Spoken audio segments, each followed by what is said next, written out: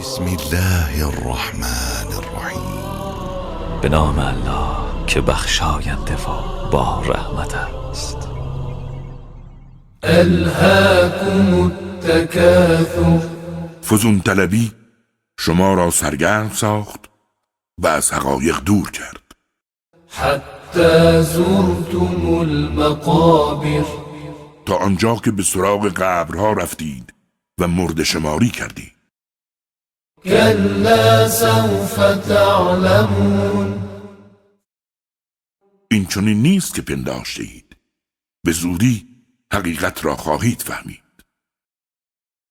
ثم کلا سوف تعلمون.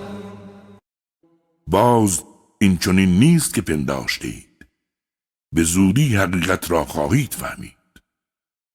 کلا لو تعلمون علم الیقین. چنین نیست. کاش علم الیقین داشتید. لترون الجحیم. البته جهنم را خواهید دید.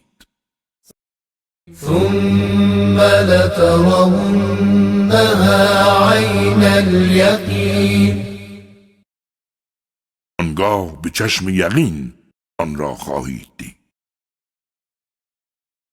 ثم لتسألن یومئذ عن النعیم.